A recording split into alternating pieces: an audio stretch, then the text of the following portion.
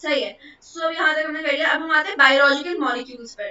तो अब सारे हम मॉलिक्यूल वाली बात जब हम कर रहे थे वह हम यहाँ लिख देते हैं। सिर्फ 1 सेकंड में यहाँ पर आप लोगों के लिए, बिकॉज नोट्स में ताकि मौजूद हो, मैं लिख देती हूँ what protoplasm actually is. Protoplasm refer to cytoplasm, cell membrane and nucleus। ठीक है, okay. So now coming on to biological molecules. अब बायोलॉजिकल मॉलिक्यूल्स है, नाम सुनकर भी ऐसा लग रहा है कि जो मॉलिक्यूल्स लाइक लिविंग ऑर्गेनिजम्स के अंदर मौजूद होंगे, जो ज्यादा उसमें वर्क कर रहे होंगे, they are called biological molecules. सही है। सो हम यहाँ से पढ़ते हैं, फिर इसमें हर एक पॉइंट्स एक्सप्लेन करते जाऊंगी जो जो साथ में आता रहेगा। Molecules produced and utilized in the metabolic processes within the living organisms are called biological molecules। यानी कि जो मॉलिक्यूल्स, वो वाले मॉलिक्यूल जैसे कि कार्बोहाइड्रेट्स वगैरह, जो कि मेटाबॉलिक प्रोसेस के अंदर यूटिलाइज हो रहे हैं। मेटाबॉलिक प्रोसेस क्या है? जैसे कि फोटोसिंथेसिस हो गया, रेस्पिरेशन हो गई, डीएनए रेप्लिकेशन, इस तरह के ये सारे मेटाबॉलिक प्रोसेस होते हैं जिनमें एनर्जी यूज हो रही है, एनर्जी प्रोड्यूस हो रही है। देखो मेटाबॉलिक प्रोसेसेस में ना, ये वैसे मेटाबॉलिज्म नेक्स्ट चैप्टर का टॉपिक है, मगर मैं फिर भी थोड़ा बता देती हूँ। मेटाबॉलिज्म में दो टाइप्स होती हैं, एक होती है एनाबॉलिज्म और एक होती है कैटाबॉलिज्म। तो अभी हम उसकी डिटेल्स में नहीं जा रहे, मगर मेटाबॉलिज्म जो है उसमें ही होता है कि या तो एनर्जी प्रोड्यूस हो रही होगी या फिर एनर्जी यूज हो रही होगी। तो अगर हम कहें कि एनर्जी यूज हो रही है तो वो ऐसे है कि मतलब आपने कोई प्रोसेस, जैसे कि आपने खाना खाया, खाना खाने में आपने एनर्जी, जब फूड अंदर बॉडी में चला गया तो उसको वो एनर्जी यूज कर रहा है ब्रेक डाउन होने के लिए मॉलिक्यूल्स। ठीक है। आपको ये बात अभी थोड़ी सी अजीब लगेगी कि ऑपोजिट में बोल रही हूँ, नहीं, एनर्जी प्रोड्यूस तो हो रही है, प्रोड्यूस बाद में होगी कि आपने उससे जो एनर्जी निकाली, यानी जो फॉर एग्जाम्पल कार्बोहाइड्रेट्स खाए, कार्बोहाइड्रेट्स में से मिलकर स्मॉलेस्ट फॉर्म इनकी बन गई ग्लूकोज वगैरह, जो भी ग्लूकोज आ गई, ग्लूकोज से आपको एनर्जी मिलेगी बिकॉज वो बॉडी में जाकर, सेल में जाकर उसके ऊपर रेस्पिरेशन होगी, वो वहां से एनर्जी प्रोडक्शन वो बाद में प्रोसेस होगा। मगर पहले इस कार्बोहाइड्रेट को ग्लूकोज तक लाने के लिए भी एनर्जी यूज हो रही होगी, उसको ब्रेक डाउन करने के लिए। अगर आपको चीज अगर तोड़ रहे हैं, हथौड़े से आपने कोई चीज तोड़ी तो उसमें आपकी अपनी तो एनर्जी यूज हो रही है ना, तो वो वाला काम है। तो इसलिए जिस प्रोसेस में energy utilise, metabolic molecules produce हो रहे हो या यूटिलाइज हो रहे हो मेटाबॉलिक प्रोसेस में within the living organism, वो उनको कहते हैं वो बायोलॉजिकल मॉलिक्यूल्स। और सबसे इम्पोर्टेंट बात, हमने इस चैप्टर के ग्रेन टेस्ट का जो प्रैक्टिस टेस्ट है उसका लिंक हमने डिस्क्रिप्शन में डाल दिया है। आप डिस्क्रिप्शन में जाकर ये ऊपर पहला लिंक है प्रैक्टिस ग्रेन टेस्ट को, यहाँ पे जाएं और सॉल्व करें और प्रैक्टिस करें। यहाँ से आपने अगर प्रैक्टिस कर ली, आपके एग्जाम्स के अंदर एमसीक्यूज के अंदर 100% मार्क्स गारंटेड है।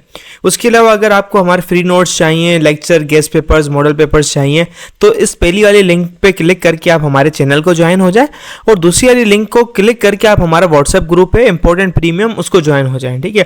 अगर आपको ट्यूशंस वगैरह के अंदर एनरोल होना है, कोई डाउट है, तो ये हमारा व्हाट्सएप नंबर, इस पर क्लिक करेंगे आप डायरेक्ट व्हाट्सएप पे चले जाएंगे और तमाम बुक्स के पीडीएफ इस वाले यहाँ पर आखिरी वाले आपके पास गिवन है। आप यहाँ से कोई भी बुक उठा सकते हैं, आपकी जो मर्जी चाहे, सारी की सारी क्लासेस का। इसके साथ साथ आपसे रिक्वेस्ट है आप चैनल को सब्सक्राइब और वीडियो को लाइक भी करते हैं। Biomolecules are the building blocks of life and perform important functions in the living organisms like growth, development, energy production, reproduction.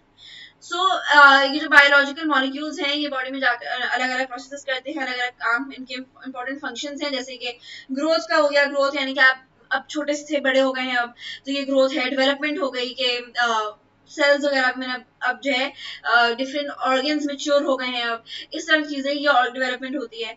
Energy production के अभी आपने खाना फॉर एग्जाम्पल दोपहर में खाया होगा, अब रात में दोबारा खाना खाएंगे तो उससे एनर्जी प्रोड्यूस हो रही है, आप रनिंग करके आ रहे हैं, स्पोर्ट्स कर रहे हैं स्कूल में, तो ये सब चीजें में एनर्जी प्रोड्यूस भी हो रही है। फिर रिप्रोडक्शन होती है, इसमें नए सेल्स बनते हैं, सब होता है, ये बात हमने पहले पढ़ चुके हैं। तो ये सारे प्रोसेस वो हैं जिनमें बायोलॉजिकल मॉलिक्यूल्स यूज हो रहे होते हैं। Different bio elements combine each other to form biomolecules. अब जाहिर है अलग अलग मॉलिक्यूल्स, बायोमॉलिक्यूल्स मिलकर अलग अलग एलिमेंट्स मिलकर अलग मॉलिक्यूल्स बनाते हैं। जैसे for example this is hydrogen, hydrogen एक एलिमेंट है।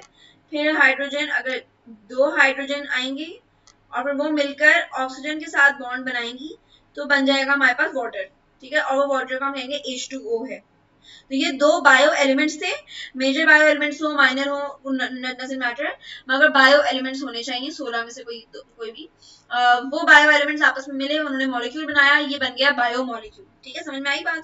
जैसे अगर हम उसकी ग्लूकोज की बात करें, ग्लूकोज का फॉर्मूला होता है C6H12O6, यानी कि 6 carbon atoms, 12 hydrogen atoms and 6 oxygen atoms, और वो मिलकर जब वो मिलते हैं, ये मिलकर बायो मॉलिक्यूल बन गया। इसमें 3 बायो एलिमेंट्स यूज हुए हैं। ठीक है, तो बायो एलिमेंट्स में भी इनऑर्गेनिक यानी वाटर एंड सॉल्ट्स वगैरह हो, या फिर ऑर्गेनिक हो, carbohydrates, lipids, proteins and nucleic acids. Inorganic क्या होते हैं? इनऑर्गेनिक मॉलिक्यूल्स वो हैं जिनके अंदर कार्बन नहीं यूज हो रही होती। ठीक है, ये सारे वो हैं जो कि मतलब जिनसे मतलब वो अलग वाले, जो ये ऑर्गेनिक मॉलिक्यूल्स नहीं होते। ऑर्गेनिक वो हैं जो कि एनर्जी प्रोवाइड कर रहे हैं, जिसमें कार्बन सब में इनकी फॉर्मूला से मौजूद होगी। So these are carbohydrates, lipids, proteins, nucleic acids. फिर complex organic molecule biomolecules are polymers of their building blocks called monomers. Federal board के एनुअल एग्जाम्स का डर है, लेकिन ये नहीं पता कि तैयारी कहाँ से करनी है। दूसरी बात ये नहीं पता कि एग्जाम के अंदर सवाल का जवाब लिखना कैसे है, कैसे सेंटेंसेस को फॉर्म करना है, कैसे हमें फुल के फुल मार्क्स मिले। तो भाई घबराना किस बात से, हमारी बैच इसी प्रॉब्लम को तो सॉल्व करने आई है। तो आप भी हमारे बच्चों की तरह 97.8% ला सकते हो, 98.27% ला सकते हो, फातिमा की तरह, अगली फातिमा आप बन सकते हो। आप 505 मार्क्स ले सकते हो आउट ऑफ 520। अच्छा जी, कैसे? हम आपको सिखाते हैं कि एग्जाम के अंदर लिखना कैसे होता है, ग्रेड टेस्ट प्रोवाइड करते हैं। देखें जी, हमारे पास है पाकिस्तान की one of the best faculty. आप कोई भी सब्जेक्ट लेना चाहें, आपका जो दिल करे, आप सारे सब्जेक्ट्स लें, सिर्फ और सिर्फ 3,000 रुपये में पूरे साल में। आपको एग्जाम राइटिंग मेथड सेशन दिए जाते हैं कि सवाल का जवाब लिखना कैसे, डिफरेंस वाला अलग क्वेश्चन, डेफिनेशन अलग, एग्जाम्पल वाला अलग, मैथ के सवालों का जवाब अलग होता है। आपको टॉपर बच्चों के नोट्स दिए जाते हैं, आपको फुल बुक के notes, question answers, live classes के अंदर कॉन्सेप्ट पढ़ाया जाता है आपको, और उनकी रिकॉर्डिंग्स भी दी जाती हैं। भैया और क्या चाहिए? अच्छा, और मजे की बात, ग्रैंड टेस्ट से हमारा समझो पेपर लगता है। ये हमारा है केमिस्ट्री का ग्रैंड टेस्ट, इसका सवाल नंबर तुम नोट करो ये। तो भैया इस ग्रैंड टेस्ट में से आपके 3 सवाल लगे हैं क्लास 9 के केमिस्ट्री के पेपर में, इस साल जो नए सिलेबस से हुआ था 2025 के अंदर ग्रेड 9 का। तो इतने इंपॉर्टेंट हमारे ग्रैंड टेस्ट होते हैं, सारे आपको दिए जाते हैं। तो भैया देर किस बात की, इस नंबर पे कांटेक्ट करें और अभी रजिस्टर करवाएं। पॉलीमर्स क्या है? बेसिकली कोई भी चीज होती है वो बड़ी, जब हम हर चीज का बड़ा वर्जन देखते हैं, ठीक है, और वो उसके छोटे वर्जन से मिलकर बना होता है। ठीक है, छोटे छोटे ब्लॉक्स होते हैं जो कि मिलकर बड़ी चीज बनाते हैं। जैसे कि अगर हम एग्जांपल लें तो नॉट ऑफ पॉलीमर्स और मोनोमर्स, मगर इसकी वैसी बात है जैसे कि हम लेवल्स ऑफ ऑर्गेनाइजेशन में हम डिस्कस करते हुए आ रहे थे। तो लेवल्स ऑफ ऑर्गेनाइजेशन में डिस्कस किया था कि सबसे बड़ी चीज, जो सबसे हाईएस्ट ऑर्गेनाइजेशन लेवल है, वो है ऑर्गेनिज्म। तो आप अगर मैं आपको देखूंगी तो I am seeing an organism. फिर ऑर्गेनिज्म के आपके अंदर जो है अलग अलग ऑर्गन सिस्टम्स होंगे। फिर ऑर्गन सिस्टम जो है वो ऑर्गन से मिलकर बने हैं, और वो ऑर्गन टिश्यूज और सेल्स और इस तरह से मिलकर बने हैं। तो वैसे ही जो हम अगर कोई आप खाने में अगर फॉर एग्जांपल पोटैटो खाते हैं, पोटैटो क्या है? Potato is a carbohydrate. ठीक है, पोटैटो के अंदर कार्बोहाइड्रेट्स होते हैं। तो अब आपने जो चीज मेनली देखी वो है पॉलीमर। कार्बोहाइड्रेट एक पॉलीमर है, और उसका मोनोमर क्या है? वो है ग्लूकोज। सही है, हम जब खाना बिल्कुल डाइजेस्ट कंप्लीटली डाइजेस्ट हो जाता है, तो बिल्कुल सेल में डाइजेस्ट होकर बिल्कुल अब्सॉर्ब हो रहा होता है, तो वो in the form of glucose absorb होता है, और वो उसको हम कहते हैं वो मोनोमर है। तो यानी कार्बोहाइड्रेट का मोनोमर ग्लूकोज था। तो ये कह रहे हैं कि जो कॉम्प्लेक्स ऑर्गेनिक मॉलिक्यूल्स हैं, जो कि मैंने ज्यादा कॉम्प्लेक्स कहते हैं किसी चीज में, जो कि जिसमें ज्यादा डेप्थ हो, जिसमें ज्यादा मल्टीपल लेयर्स का बना हुआ हो, या बहुत सारी चीजें मिलकर जो बनाती है वो कॉम्प्लेक्स हो जाती है चीज। तो complex organic biomolecules are polymers of their building blocks called monomers, यानी कि वो मोनोमर्स के बड़े वाले वो पॉलीमर्स के बिल्डिंग ब्लॉक्स होते हैं monomers. Major organic biomolecules, their location inside the cell and name roles are given in this table.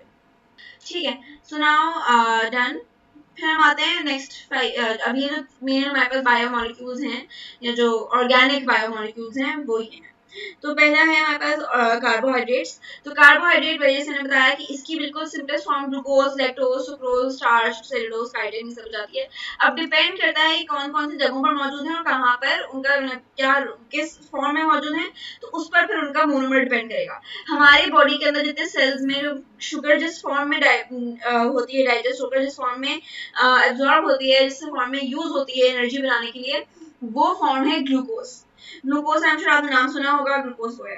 फिर होता है एक और फॉर्म जो कि एनिमल्स यूज करते हैं, एनिमल्स सब तो नहीं मगर ऐसे जो मैमल्स हैं उनको लैक्टोज चाहिए होता है। लैक्टोज एक ऐसा शुगर है, ऐसा कार्बोहाइड्रेट का मोनोमर है जो कि बिल्कुल सिंपलेस्ट जो मिल्क में पाया जाता है। ये भी सिंपल फॉर्म है, सिंपलेस्ट फॉर्म है, मगर ये मिल्क में पाया जाता है। तो अब ये लैक्टोज जो है वो जैसे आपने सुना देखा होगा, कुछ आजकल आना शुरू हो गया lactose free milk. Lactose free milk क्यों होता है? क्योंकि कुछ लोगों की बॉडी में लैक्टोज जो है डाइजेस्ट नहीं हो सकता। लैक्टोज एक ऐसी शुगर है, तो लैक्टोज भी शुगर है, वही कार्बोहाइड्रेट ग्लूकोज की तरह की, लेकिन वो मिल्क में मौजूद होती है। तो लैक्टोज हो गई, लैक्टिक एसिड सुना हो शायद, तो ये सब चीजें ये ग्लूकोज में आता है। देन सुक्रोज, फ्रूट्स में आपके पास जो शुगर मौजूद होती है वो सुक्रोज होती है, ठीक है, सुक्रोज या फ्रक्टोज। सुक्रोज बिल्कुल बेसिक लाइक सिंपलेस्ट ग्लूकोज वाली लेवल की फॉर्म है। इसके बाद डाइसेक्राइड होता है जो कि थोड़ा सा इससे थोड़ी बड़ी लेवल, और वो उसको हम कहेंगे कि वो उसमें फ्रक्टोज आ जाता है। फिर अभी खैर हम उस बारे में नहीं जा रहे, वो आगे हम कार्बोहाइड्रेट्स में डिस्कस करेंगे उसका। लेकिन या तो दिस इज सुक्रोज। सुक्रोज जैसे अभी आप अगर एप्पल खाओगे तो एप्पल में सुक्रोज होगा। जैसे शुगर केन होता है, तो शुगर केन में जो शुगर है मेन वो सुक्रोज फॉर्म में होती है। फिर स्टार्च, स्टार्च पोटेटोज में होता है। सेल्यूलोज जो है, सेल्यूलोज कहाँ पे देखा होता है? हमने सेल्यूलोज की बात की थी जब हम सेल वॉल पढ़ रहे थे। तो प्लांट्स की सेल वॉल किससे बनी होती है? Plant cell wall is made of cellulose, यानी कि प्लांट्स की सेल वॉल में शुगर होती है मौजूद, कार्बोहाइड्रेट की एक फॉर्म मौजूद रहती है। फिर काइटिन जो है वो फंगस की सेल वॉल। बेसिकली कोई भी मॉलिक्यूल बड़ा है, जैसे कार्बोहाइड्रेट्स हैं वो बड़े, अभी कार्बोहाइड्रेट सबसे कॉम्प्लेक्स फॉर्म है। कॉम्प्लेक्स मतलब कि उसके अंदर बहुत सारे अभी मजीद इसको ब्रेक करने के लिए आपको बहुत लेवल्स लगेंगे। पहले आप अगर कार्बोहाइड्रेट को सिंपल करोगे तो शायद पहले स्टार्च में कन्वर्ट हो, फिर स्टार्च के बाद वो जाके सुक्रोज या ग्लूकोज में जाए। तो कॉम्प्लेक्स और मॉलिक्यूल्स होते हैं जो कि थोड़े जिसमें ज्यादा चीजों से मिलकर बने होते हैं, जो इतना इजीली ब्रेकेबल, इतनी इजीली डाइजेस्टेबल नहीं होते। ठीक है, ये बात समझ में आ गई? कॉम्प्लेक्स मॉलिक्यूल्स का ये मतलब है।